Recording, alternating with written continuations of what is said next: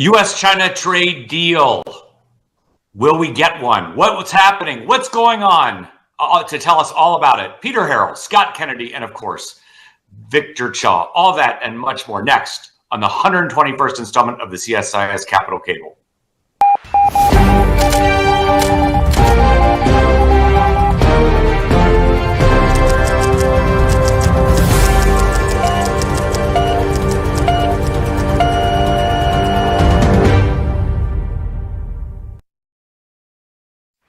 All right, good morning to those of you in DC. Good evening to those of you in Korea. Good day to those of you around the world. Welcome to the 121st installment of the CSIS Capital Cable.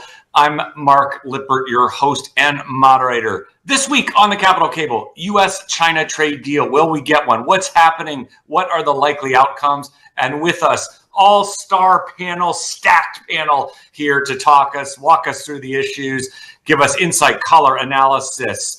We have Peter Harrell, we have Scott Kennedy, and of course we have Dr. Victor Cha of CSIS with us to, as I said, unpack and take us through all of this really important stuff here today. All right, let me introduce them formally in no particular order because I think they can play any position on the field here. I'm going to go with Scott Kennedy to start. Scott, of course, Dr. Scott Kennedy, rather, Professor Kennedy is a senior advisor and trustee chair in Chinese business and economics at CSIS. He's been doing China for almost 40 years, and he has a big focus on innovation, drive, Chinese industrial policy, and a slew of impressive publications. He was a professor at Indiana University, Go Hoosiers, where he established the Research Center for Chinese Politics and Business, PhD, GW, MA, Johns Hopkins, and a BA from the University of Virginia. Scott, welcome to the show.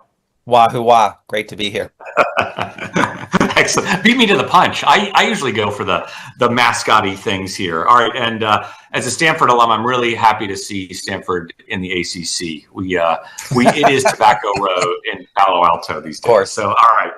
Excellent. All right. And of course, they're getting whooped in the ACC. They're getting absolutely whooped in the ACC. Hey, it's never too early to look to hoop season. Anyway, and Hakeem's son, I think, is coming. So there we go. That's all I got, Victor. I got nothing. You're rubbing Andrew Luck is back as the GM. There you go. All right, here we go. All right. So over to Peter Harrell, non-resident fellow at Carnegie, serves as obviously an attorney advising companies and investors in international legal, regulatory, and geopolitical risks. You see him a lot on social media, commenting on very complex topics and doing it in a very, very insightful and concise way. Thank you, Peter, for putting that in the public domain. You obviously were at the I think the NSC and NEC as a senior director, joint appointment there, where you were immersed in a whole really range of important, I guess you would say, security and economic related topics.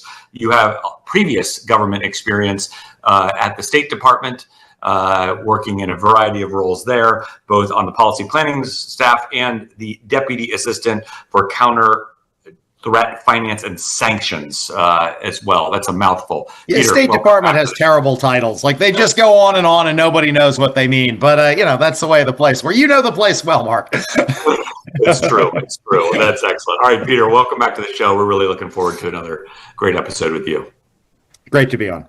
All right, excellent. All right, Victor, last but not least, everybody knows Victor Cha. Victor, of course, is the head president of the Politics Center, rather, at CSIS. That includes the Korea chair, of course. Victor is a author of a range of different publications and books. Check out the Pink Book with Ramon, our good friend there. That's on Korea. That is a fantastic read. I'm going to just give a quick plug there. Also, Victor, of course, everybody knows him, Bush NSC, Defense Policy Board under Biden, right? And a range of other, I guess I would say, policy and academic appointments to include professor at Georgetown and former vice dean there. Victor, welcome back to the show. Thanks, Mark. Good to be with everybody. I'm going to be learning on this show, not talking.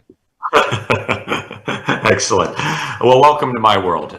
So that's outstanding. All right, let me go. I'm going to go deadly serious topic and a really, really important one that we've been tracking for a while here, but I don't think we've done enough on the Capitol cable because of all the implications it has in Northeast Asia. It's really important. We're long overdue for such a discussion on an important topic here. So I'm going to go to Scott Kennedy first. Scott, if you wouldn't mind, just broad strokes here, walk us through where we are on a U.S.-China trade deal. We've obviously had the Liberation Day tariffs. We've had a lot of negotiations. There's a lot of activity around this, but can you help walk us through where we are and where we're headed? Sure. Scott, the floor is yours. Sure. First, Mark, thank you for having me. It's a real honor to be on the program with you and Peter and Victor. I think we just need a little bit of context first about and the punchline is there's likely to be a deal. I don't think it's going to be that important a deal. I don't think it's going to be in the U.S. interest in a major way. For those who are doing business and need stability, they'll probably get that. But from the perspective of geopolitics, the U.S. is not doing really well in the competition vis-a-vis China.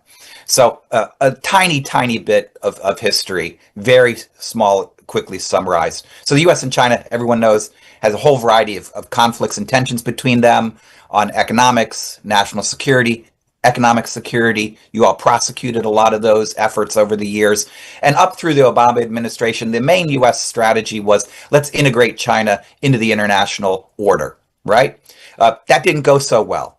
So then the Trump administration's first one said, we're going to use pressure on China to force them to yell uncle and commit to this order. That didn't go so well. We got a deal, but not any real change. Then the Biden administration, where Peter worked, decided, forget these negotiations with China. We're just going to try and protect that order, de-risk with China, work on ourselves, work on our allies, and we'll get back to them. And eventually we talked with them about how to, keep each other informed, explain what we're doing, but we weren't trying to integrate because we didn't think that was working. Trump 2.0 is like, we want to integrate the Chinese into a new order, where it's rip down that old order of the international trading system of MFN and national treatment, and instead we'll have preferential trade arrangements. That's the order we want to integrate the Chinese into, and we'll negotiate with them about that order. So we have basically decided, heck with the liberal rules-based order that we had before. That's what Trump is doing. And what have we got? We have decided that we're going to build an order that is very comfortable for the Chinese to live in, right? We're not pushing them on industrial policy, on the role of the state in the economy, on their international activities. We're just saying it's going to be an arm wrestling match to see who gets what. And so we've tried very high pressure up through Liberation Day. And then the Chinese called our bluff, and we've been backing up ever since mid-April. And so we thought we were going to stew the Chinese in a pot and gradually surround them. And instead, what we were getting is tacos.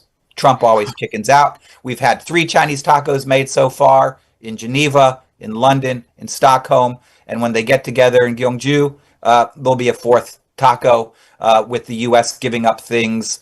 We will get an agreement on TikTok, probably on tariffs, maybe on export controls and things like that. That'll make things feel calm. But we're playing in China's side of the field right now, and they are feeling very, very confident about where this is going.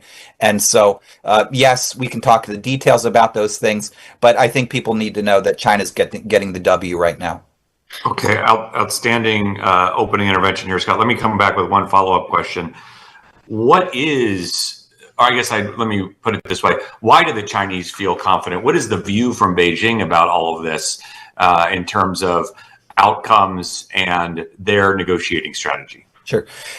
China has a minimum goal and a max goal. Minimum goal is don't screw with our system. Don't screw with the way we run things domestically or what we want to do internationally. And they have figured out how to parry Trump through carrots and sticks to make sure they can continue to run their economy the way they want and do what they want internationally, continue to turn up the temperature gradually on Taiwan and try and be dominant in Asia. Max goal is get Trump to make a bunch of concessions on economics, potentially on Taiwan, to watch the U.S. crater and to watch, the East rise and the West fall. That would be the, nirvana for them. And they feel they're toward that end of the spectrum right now. They don't feel they're playing defense at all on the things that are really, really critical to their core interests. Gotcha. And then last follow-up before I come to Peter, given the Chinese position, feeling good, given where the Trump team is in Washington, which you alluded to, and we'll get into, I'm sure, more detail, is a deal likely in November, as Secretary Bessent alluded to in public comments just a few days ago? I think we'll get a small incremental deal on the sidelines of APEC. And then they will arm wrestle for a while, and then Trump will go to Beijing and likely sign a bigger deal. The Chinese always wait until the very, very last minute before they give anything that's really significant. And so we shouldn't expect a giant thing to happen in South Korea. It'll be mostly, cameras clicking and smiles. But all the big stuff will wait for China. Gotcha. Okay, great stuff, Scott. All right, Peter, over to you. First, anything you want to add or amend to Scott's excellent interventions there, and then just unpack this a bit for us in terms of what, especially on the U.S. side, what is the Trump team after, and what are the likely sticking points and/or major, I guess you would say, points of friction between the two going forward? Well, first, let me begin where Scott did, and by thanking you guys for having me on. It's a real pleasure to join this discussion. And I want to endorse pretty much everything Scott said. I do think that we are vectoring towards a deal with China. I agree with Scott. That's probably not going to come together next month, or still in September. It's not going to come together in November, but it will probably come together early next year when, assuming President Trump does go to Beijing. I think that deal, though, the way I think about the deal that's probably going to be on the table is not that we're going to have some sort of, comprehensive settlement of all the tensions in the U.S.-China relationship. I think of it as we'll probably get a kind of new version of the phase one deal that we got during Trump's first term. It will bring down U.S. tariffs. I think, interestingly, we will see this time, unlike during Trump's first term, a bit of a detente on export control issues. They're not all going to go away, but there's going to be a bit of a detente on export control issues. And I think Chinese will make some purchase commitments. It's not going to resolve all the tensions. It's not going to be a fundamental rapprochement, but we are going to see a deal as part of a kind of probably will play out for a year or two detente between the U.S. and China. I think there will continue to be structural tensions, or economic structural tensions, or geopolitical structural tensions. So I do think President Trump is clearly trying to vector towards a bit of a detente with the Chinese for the next the next period. What do I think the interesting things to watch about this deal will be? And in particular, what do I think some of our friends and allies in Asia are going to be watching?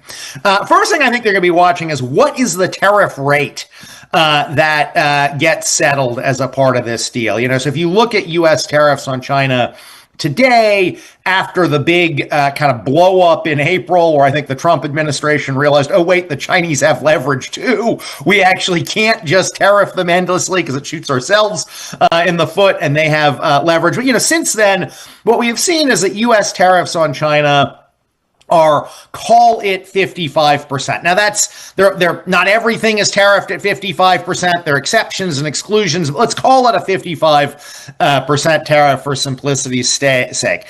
That's going to come down. What's going to be relevant in Asia is, where many of America's allies and partners in Asia, like Korea, are facing a 15% rate. Some of our other partners in Asia, like Vietnam, like some of the Southeast Asian countries, are facing a 25% rate. How close does that Chinese rate get to the rate paid by other Asian partners? Because, frankly, if you see the Chinese rate come down below 30%, you're going to see less economic pressure in the short term to continue diversifying that trade away from China. So I think where the rate lands is going to be a very interesting piece of the puzzle to watch. The other interesting thing that I think is going to be interesting to watch is investment. One of the things Trump has really wanted as a part of the other trade deals he has struck has been to kind of bludgeon foreign governments into making investments in the U.S. Now, as somebody who's sort of a free market capitalist, I see a lot of irony in these kind of like state-directed investment funds that the president wants, but he does clearly want, foreign governments to basically let him, direct investments in the United States. And there's obviously some, frankly, debate going on right now between the U.S. and Korea over this issue. On the one hand, I actually suspect the Chinese government, Xi Jinping, would be very happy to play ball with Trump on investments in the United States.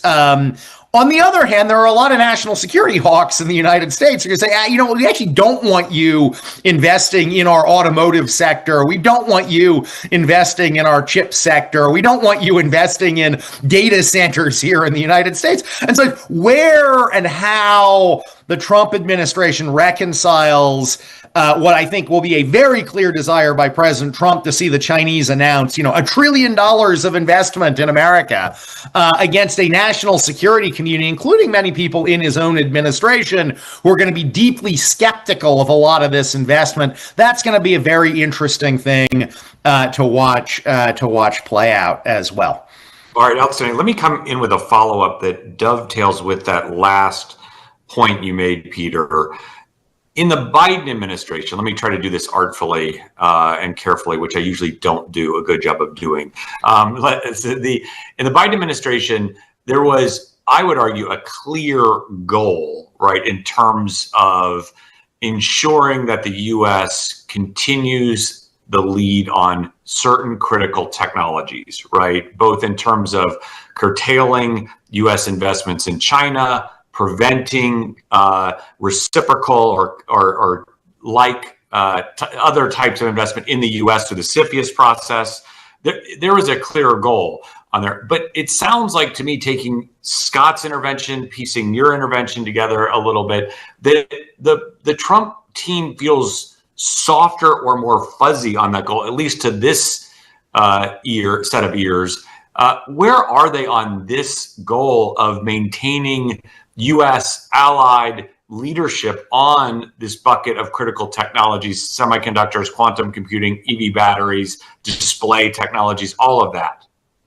So I think that the Trump administration would say they are every bit as committed to maintaining U.S. leadership on these technologies as the Biden administration was. They just have a different sort of theory of how they are going to pursue that leadership. And I think you see that very clearly in the semiconductor space and in the AI space, which are obviously very closely related. So the Biden administration's theory of the case was kind of, we have a leadership position in AI today, and we have and a lot of the reason we have that leadership position in AI is that we have a leadership position in the semiconductors that you need to train AI models.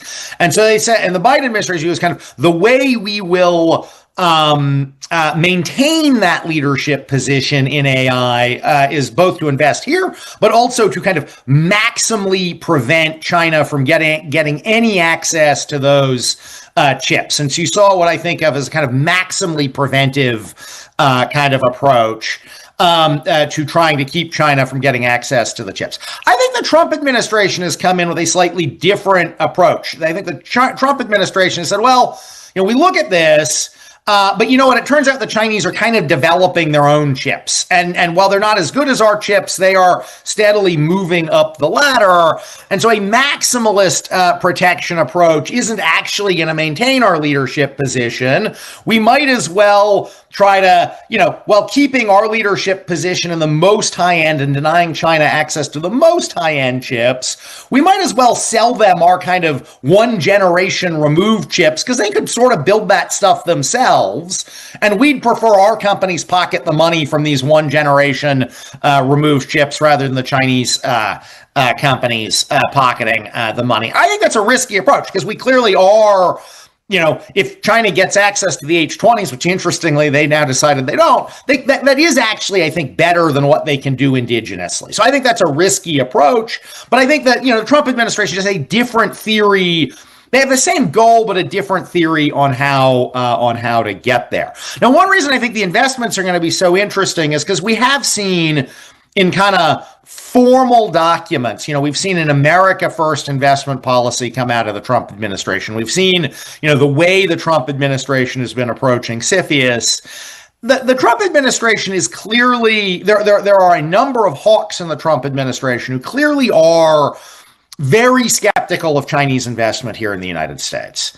But again, that's going to bump up against a president who I am sure is going to want a really big number coming out of his summit in Beijing, and like how the administration squares that circle of individual officials who are very skeptical with a president who wants some investment is going to be an interesting one to watch. I mean, I just remember last year on the campaign trail, one area, watching in particular, one area where then candidate Kamala Harris was more hawkish on China than then candidate Donald Trump was on Chinese investment in U.S. automotive manufacturing. Harris said, we actually don't want the Chinese to open car factories here in the U.S. Trump actually said, look, just as the Japanese and the Koreans came here, if the Chinese want to come here, let's open up here. So where is he going to, in his administration, going to land on that question? It's going to be a really interesting one to watch.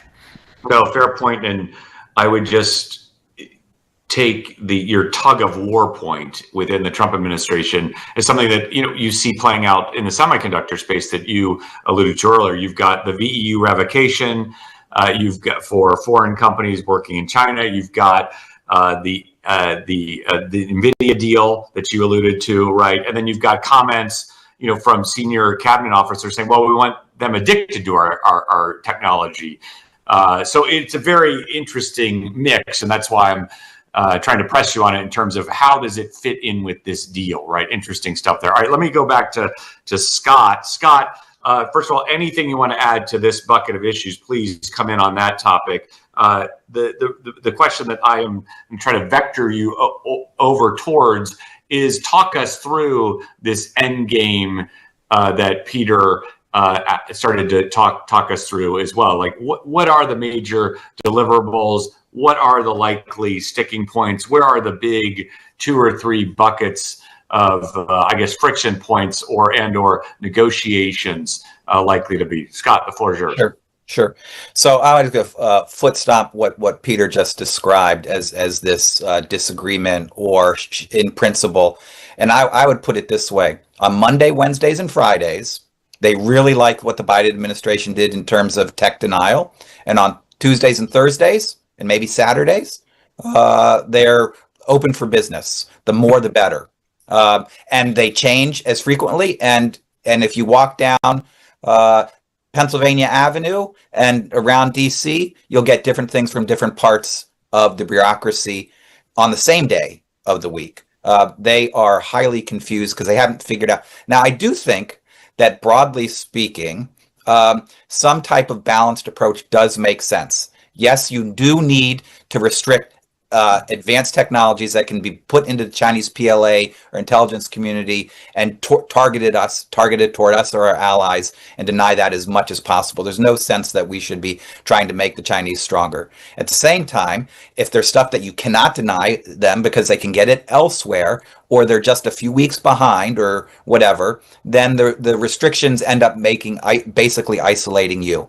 So there is some rationale to looking for some kind of balanced approach, but it'd be nice to have that every day of the week rather than every other day, than the way that they're doing it. And so the confusion is a problem as opposed to something that is more moderate.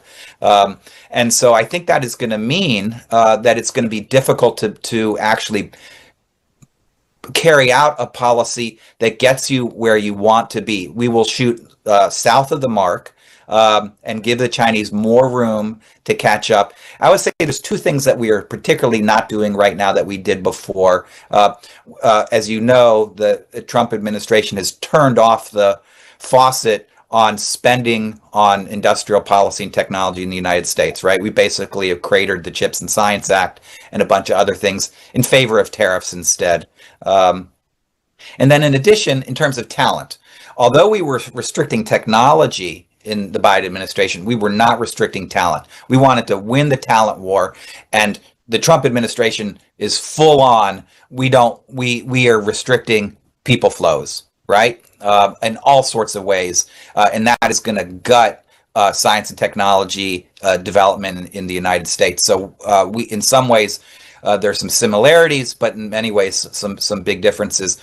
Where is the sticking points in a deal going to be? I think it's going to be if they get to talk about Chinese investment in the United States, it will be how will we manage the security elements of this to satisfy all of the stakeholders in the United States, in the Pentagon and the intelligence community, local and state governments, and come up with a regime that actually looks a lot like the Chinese inward investment regime that says you need certain types of ownership caps, you need tech transfer, you need data localization, you need visibility into the companies, all of that kind of stuff, which is in some ways draws on some of the things that have been done to get TikTok over the line.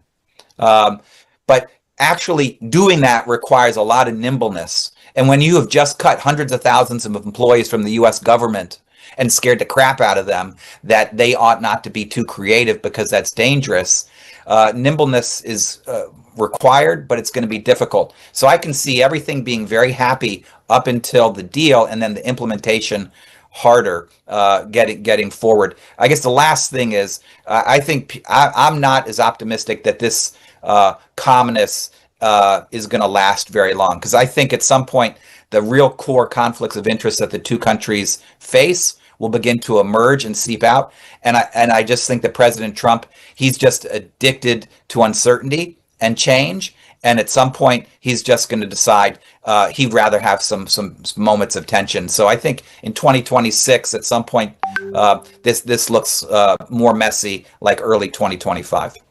All right, great stuff there, Scott. All right, let me come to Victor. Victor, I see you pinged me in the chat.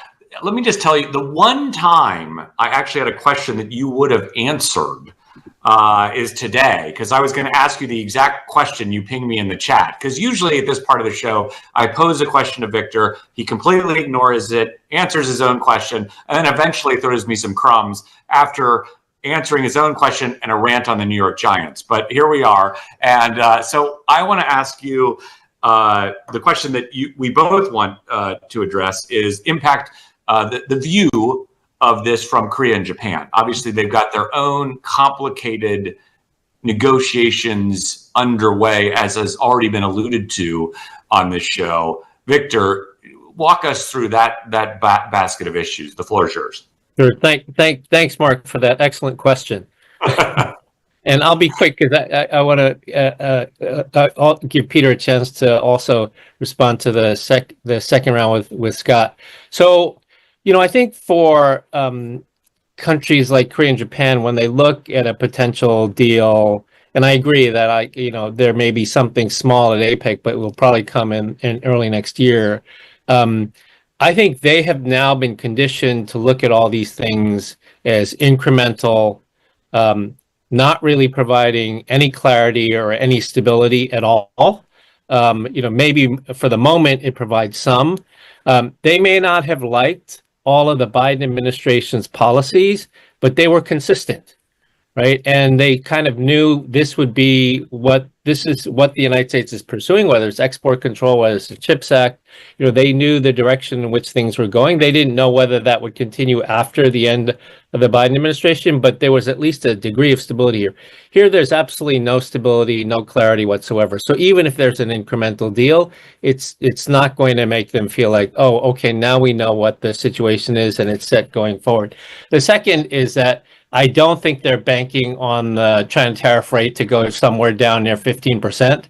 I can't imagine that Trump would ever agree to something like that, no matter how much the Chinese proffered, just because of the size of the merchandise trade deficit, which is the only thing that really matters in Trump's mind when it comes to this. And then the third thing I'll say is, the United States and China, this is a huge issue, right? Everybody's focused on it. But like when you look at it from the perspective of Japan, South Korea, the EU, and this is stating the obvious, for them, like they're looking at all this and they're basically like there are no more rules anymore, right? I mean, the two lead powers in the international system are weaponizing trade and investment. There are no more rules anymore. On the one hand, we don't want to give them H20 chips. On the other hand, we do want to give them H20 chips to get them addicted. And then Chinese response is, we don't want your H20 chips, right? So it's just like, there are no more rules anymore. Like, they went from 51% of our soybean exports to zero, like within less than a year. I mean, there's just no more rules anymore. And I think for many of them, I wouldn't be surprised if they think like we're headed for mutually assured destruction. I mean, like this is the equivalent on the nuclear weapons side of we're headed for mutually assured destruction. And so I think like people like, your guys' former colleagues, Dalip Singh, right? I just taught his latest piece in a class over the past week where we got to develop some rules of the road. I mean, sure, we're weaponizing trade now, but we've got to have some rules of the road that at least we can get some agreement on, because we're just spiraling down this direction of mutually assured destruction. So, all right, outstanding, yeah. Victor. No, great stuff there. And I think E.J. Myung actually said something about that during his visit during the CSIS session, where he was asked a question about the WTO, and I think his answer was something to the effect that only certain countries are playing by the WTO rules, so we have to play in that space for a while. But what was left unsaid was that large actors are not, right? And it gets to your point, right? You can feel and that's just the tip of the iceberg. You could feel the Koreans kind of pulse on that issue. 1, 2, I would also, make a comment on your intervention about the Biden administration. I think the other consistent point, kind of if you double click on that, you also knew that you had to come in on the grounds of consistency and make an argument on the merits. You knew Peter Harrell was going to be asking 7 questions deep, but they would all be relatively consistent questions within the rubric of their policy and generally technical in nature, right? I think that's the other point I was going to make there. Right. And then third, in terms of and a government-wide agreed upon strategy, right? I mean, right, that exactly. Was right. But, exactly. Yeah. No, it makes a lot of sense, and that was very predictable, I would say. And then the final thing I'll quickly get to is on the weaponization point.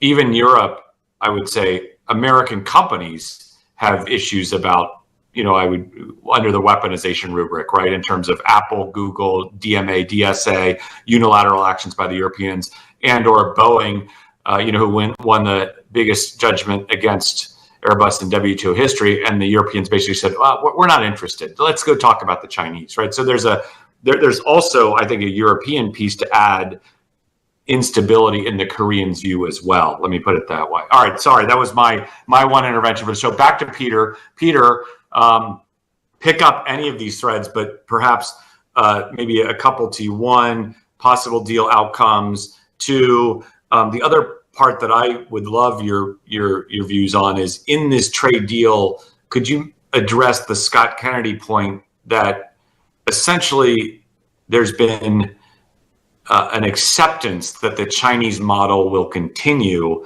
and the implications of that going forward as well? But any other thing you want to talk about as well?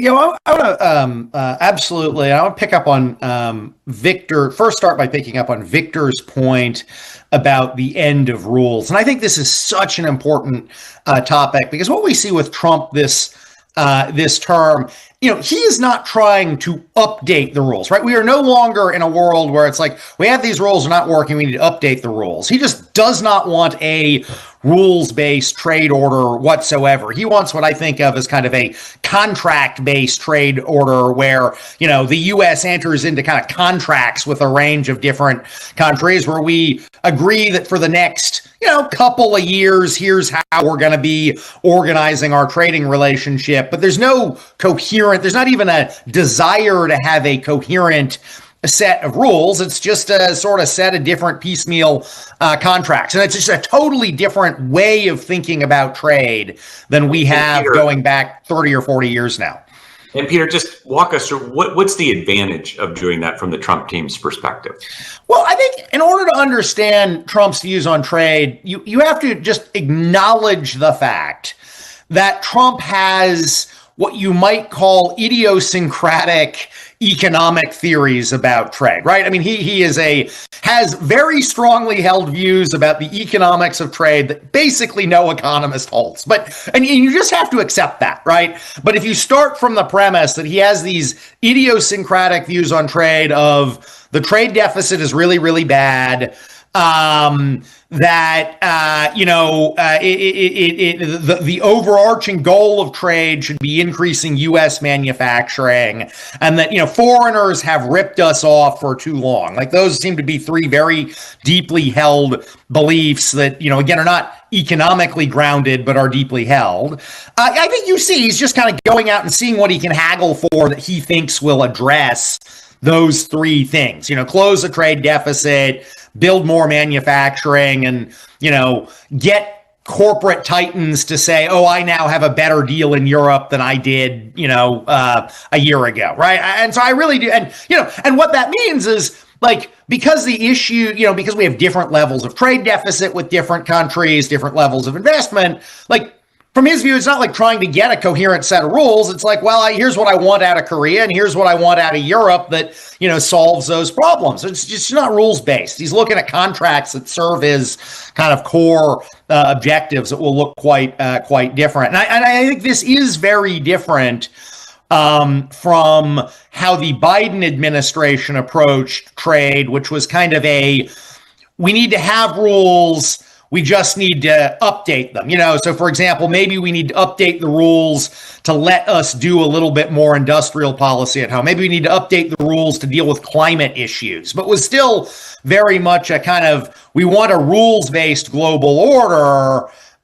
We just want, we want to move the rules, modernize them a little bit. We're just now in a post-rules thing. I do think on the China issue, though, I very much agree. The consensus in Washington has emerged that when it comes to U.S.-China trade, the Chinese are kind of going to do what they're going to do, and we're not really going to change how they're going to act economically.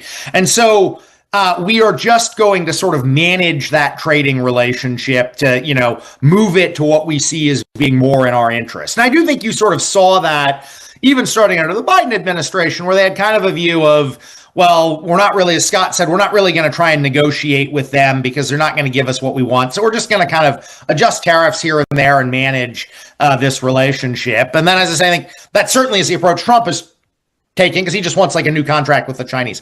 I will say the one thing that I personally have appreciated the Trump administration doing, and this is a controversial statement, and I do see the pros and cons. I actually am glad that the Trump administration is integrating the export control and national security restriction discussion into the trade talks with the Chinese.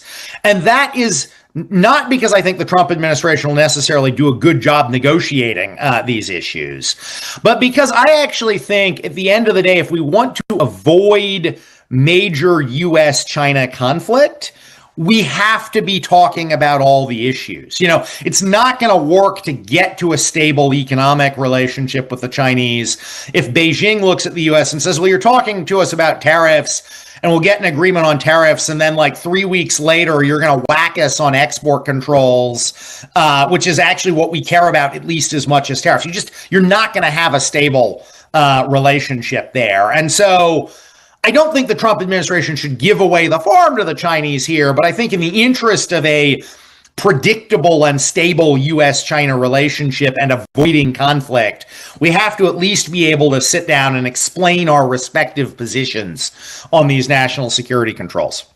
All right, outstanding. Peter, then one last question, then Scott, final thoughts from Scott, and then probably Victor to close us out here. On this contract-based arrangement, if you get a deal with the Chinese that is at least stabilizing for the foreseeable future, what does it do to the rest of the international order, right, in terms of trade with the U.S.? Do you have a general, I guess, a period of stability and or that potentially sets up another administration to actually go back to a rules-based order? Or are we just too far down the road? Big picture thoughts in terms of the contract effect on the rules-based order going forward.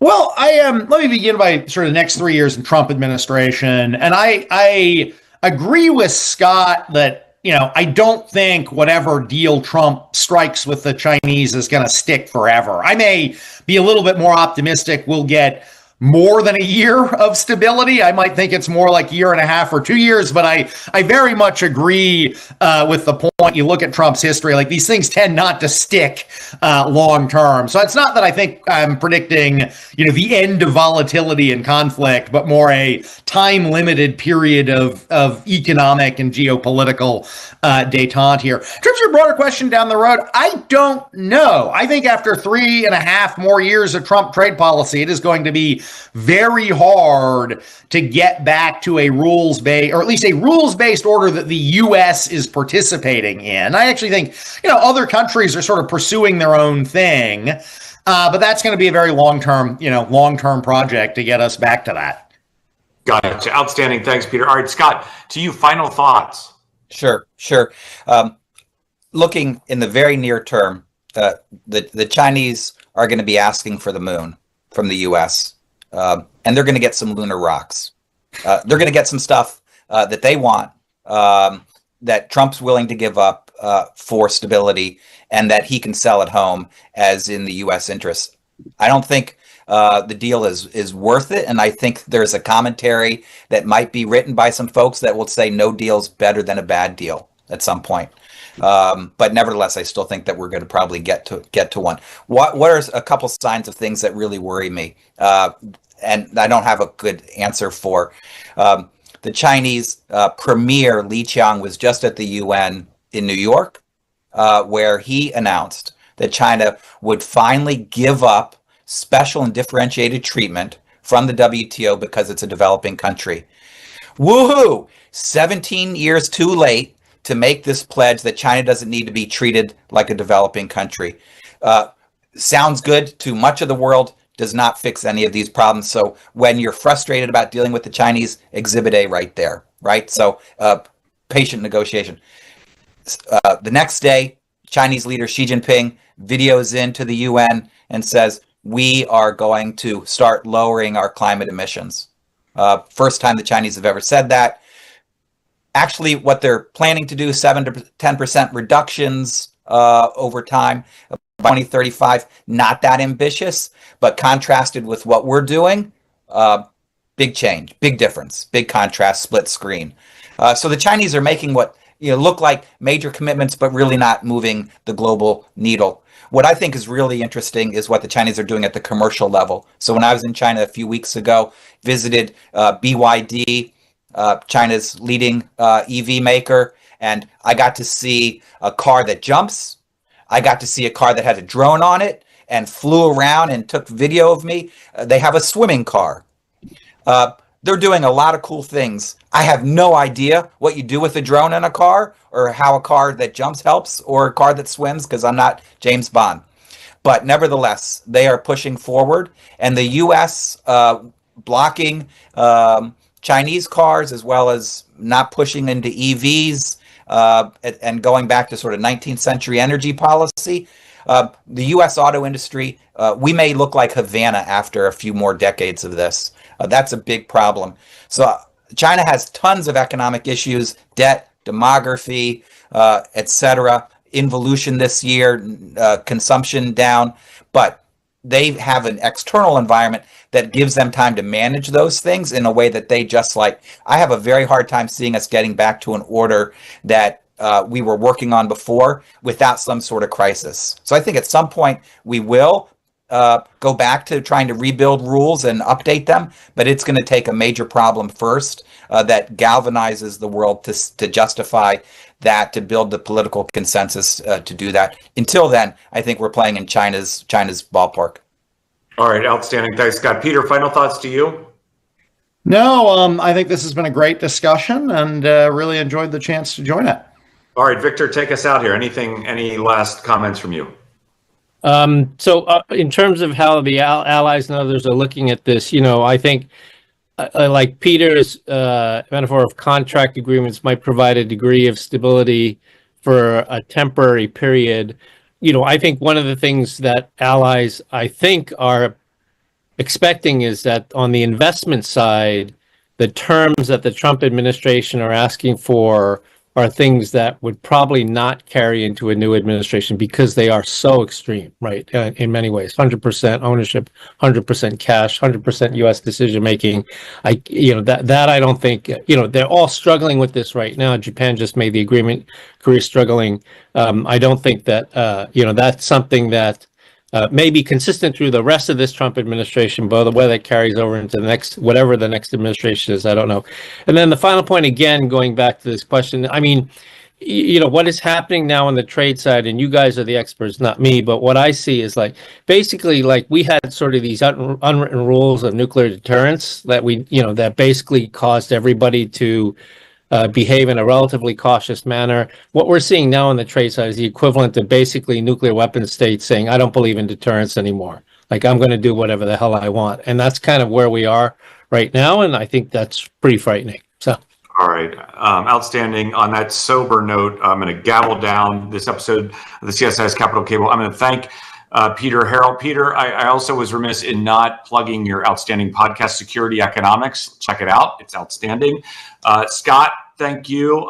Check out his recent interview on AmCham Hong Kong. The E-Magazine. It's a really interesting piece as well. I am going to answer Scott's question, what do you do with a drone on a car? There was an episode of Curb Your Enthusiasm where Larry had a car periscope in Manhattan. So maybe that's the possible application for it there. With that, thanks, Victor. Thanks, Peter. Thanks, Scott. See everybody in 2 weeks. Thanks, everybody. Bye-bye. Yeah.